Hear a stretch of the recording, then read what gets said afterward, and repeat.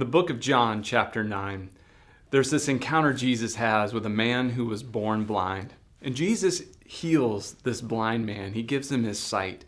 And the way he does it is really kind of interesting and a bit bizarre, and nobody really knows exactly why he did it this way. But Jesus made some mud by spitting into the dirt, and then he took the spit mud and he put it on the man's eyes and told the man to go and wash in a certain pool. And when the man did this, he could see. Now, this is obviously a massive life-changing event he'd never seen before. He was born blind.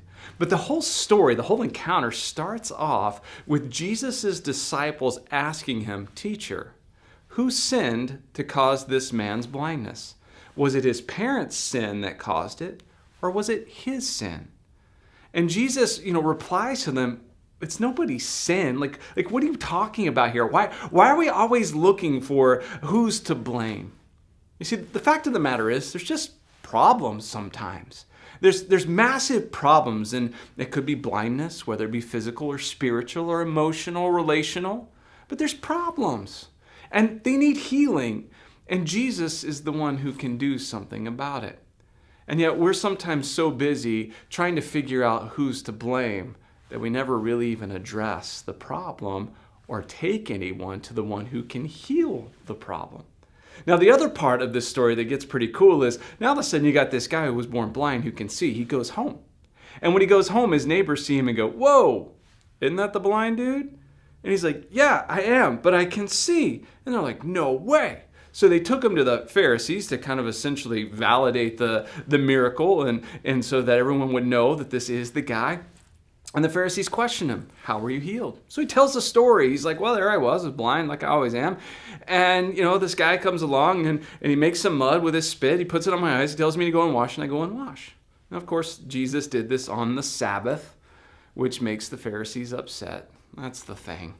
When we're all concerned and all consumed with our religious sensibilities and the structure and the way the world works and the way we understand it and everything else, we totally miss out on the amazing things God is doing. Just like if we're focused on blaming or we're focused on our rules, you'll miss out on the beautiful, amazing, incredible things God's doing.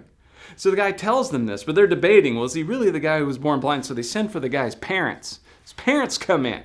They're like, "Hey, tell us, is this your son?" And they're like, "Yes, this is our son." They said, "Well, was he born blind?" They said, "Yes, he was." And they said, "Well, how is it that he can now see?" And his parents bail on him at this point.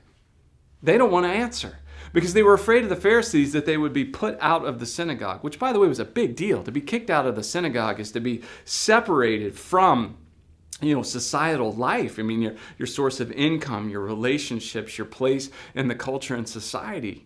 And so they said, "Well, he's of age, ask him for yourself." So they're like, "Oh, we're out of here." And so they send him out, and they send back for the guy again. And they question him a second time. And finally the guy's kind of had it. He goes, "What? You want me to tell you again? I already told you once. You want me to tell you again? So that you can become his disciples too?"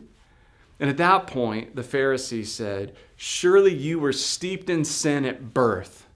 And they kicked him out. The story starts with the disciples saying, "Whose sin caused this?" And it ends with the Pharisees looking at the man whose sight had been restored, who is now a follower of Jesus, and labeling him a sinner and casting him out. Here's what I can tell you. God's got miracles in store for you. He's got healing in store for you. And some people, they're just not going to accept it. Others, they're not going to have your back. But you stay faithful to the one who says, "I'm not worried about who sinned, did this or that," but the one who says, "I'm able to do exactly what you need," and you follow him.